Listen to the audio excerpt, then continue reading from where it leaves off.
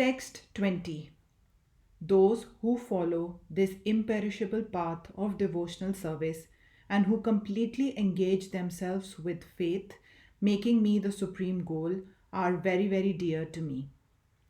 In this chapter, from verse 2 through the end, from fixing the mind on me to this religion of eternal engagement, the Supreme Lord has explained the process of transcendental service for approaching Him. Such processes are very dear to the Lord, and He accepts a person engaged in them.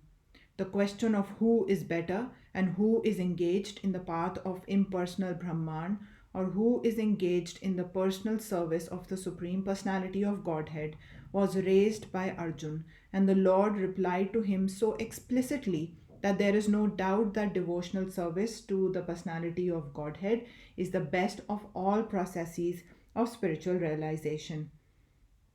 In other words, in this chapter, it is decided that through good association, one develops attachment for pure devotional service and thereby accepts a bona fide spiritual master, and from him begins to hear and chant and observe the regulative principles of devotional service with faith, attachment, and devotion, and thus becomes engaged in the transcendental service of the Lord.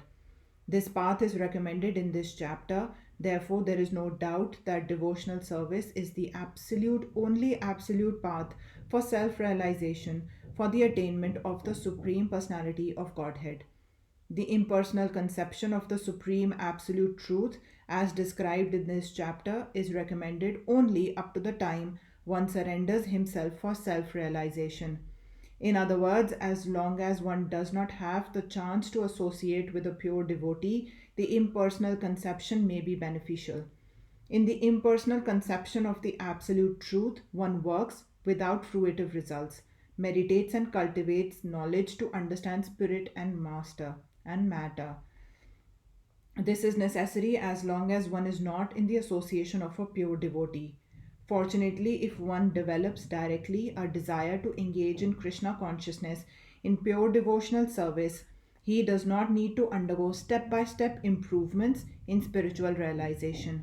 Devotional service, as described in the middle 6 chapters of Bhagavad-Gita, is more congenial. One need not bother about materials to keep body and soul together, because by the grace of the Lord, everything is carried out automatically. Thus end the Bhaktivedanta purports to the 12th chapter of Srimad Bhagavad Gita in the matter of devotional service.